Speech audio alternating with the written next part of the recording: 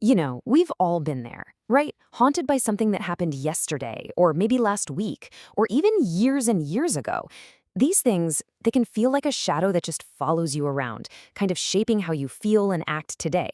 But what if? What if there was a way to finally break free from that shadow? Well, let's explore how. I mean, really think about it. It's a heavy question, isn't it? That feeling like you're just stuck on a loop, replaying some moment that brought you pain or, embarrassment. And this isn't just some fleeting thought. For a lot of us, it's a constant, heavy weight we carry around. Wow, this quote just nails what we do to ourselves, doesn't it? Every single time we replay a painful memory, we think we're somehow processing it, but we're not. We're actively re-injuring ourselves. We're keeping that wound raw and preventing it from ever closing.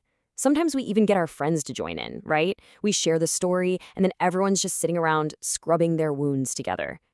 And here's the absolute crux of it. The event? It's over. It's done. But the emotion isn't. By replaying it in your mind, you are literally creating the exact same emotion you felt back then, right here, in the now. You're dragging the past into your present moment. And every time you do it, that emotional pathway in your brain just gets deeper and deeper. Okay, so how in the world do we stop this cycle? Well, it starts with something really simple, but trust me, it's an incredibly powerful mental tool. It's a way to truly close the book on what's already happened. Now, what's really fascinating here is well, the punctuation. Think about it. It's not past is past, but, or past is past, why did this happen to me? Nope. It's a full stop. A period. It's a declaration that the story ends right here. No more little clauses, no more questions, and definitely no more what ifs. The event is done. Period. This is so much more than just 3 words on a screen. This is a mental command, a finished thought. This becomes the new record you play in your mind, replacing that old, broken one that kept you stuck. This simple little sentence, this is what allows you to move forward, fresh and clean, without dragging all that baggage from yesterday along with you. Okay, but you might be thinking, what about learning from my mistakes? It's a totally fair question, and this right here reframes that whole idea. See, we often think learning means we have to endlessly dissect the situation, what they did wrong, what happened to us. But true learning? That's an inside job. It's about looking only at our own response and asking ourselves, okay, how can I choose to respond differently if this happens again? That's where the real power is. And this is exactly why letting go is so important. Just think about it for a second. If you pick up a heavy object, its weight doesn't change over time, right? It's constant. But your arm gets tired, it starts to ache, and eventually the pain becomes unbearable. Holding on to old hurts and grudges works the exact same way. The event itself doesn't change, but the pain of holding on to it, that just grows and grows every single day. Now, all this might sound pretty good in theory, but you're probably wondering, does this stuff actually work in real life? So let's look at a real story and see just how this shift in thinking can create a massive, profound change. So here we have a woman at her absolute lowest point. Her entire world was collapsing. And the instruction she received was, well, it was totally counterintuitive. Instead of drowning in the awful reality of it all, she was told to create the reality she wanted, just in her own mind.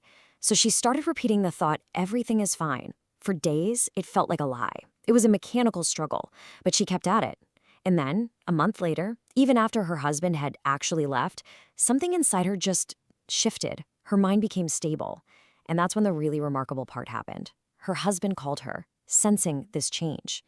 Now, this isn't some magic trick, but it shows a really powerful principle. And this is that principle. This is the key. The big takeaway from her story isn't about changing other people. It's about changing yourself. All the work was done internally first. It wasn't like her circumstances got better and then she felt better. No way. She found a way to become stable and calm despite her circumstances. And that internal shift ended up changing the entire dynamic. That story leads to a really fundamental realization. It can be a tough pill to swallow, but it's absolutely essential if you want to take back control of your own happiness. It's such a simple phrase, isn't it? But really, truly adopting it is a complete revolution in your thinking. It's the ultimate act of taking responsibility, not for what happened, but for your own experience of it. It's finally recognizing that our peace and our pain are ultimately generated from within. And just to be super clear, this has nothing to do with blame or admitting you were wrong. The whole debate over who was right and who was wrong, that's a trap. It just keeps us stuck. This is about empowerment. It's about focusing on what you can control, which is recognizing that while you can't control what other people do, you always have 100% control over your own response. That right there is your power. So how do we do that? We practice empathy. And this chair metaphor is just perfect. We're all so attached to our own perspective, right? We're sitting in our own chair, totally convinced that we're right. But to really understand, to break that cycle of conflict, we have to be willing to metaphorically get up, walk over, and actually try to see the world from their seat, from their perspective. Okay, so we've covered the core mindset. Now, let's bring all of this together into a really practical, actionable practice you can start using tonight to bring a little more peace into your life. So here's a super simple practice you can do as you're getting ready for sleep. First, just gently review the day. Let the events just pass through your mind without judging them. Second, for anything that was difficult, apply that powerful tool we talked about. Tell yourself it is past. Full stop. It is over. Third, affirm your true nature. I am a pure energy. I am already complete and content. Fourth, remind yourself of the real goal. Everything I seek outside is already within me. And finally, declare your own inner control. I am the master of my body and my senses. And really, this quote just says it all. This whole journey isn't about making your problems magically disappear. It's about building up your inner strength, your personal power, so that you can face any problem with stability and with grace. So the final question isn't for me to answer. It's for you. What heavy object are you finally ready to put down?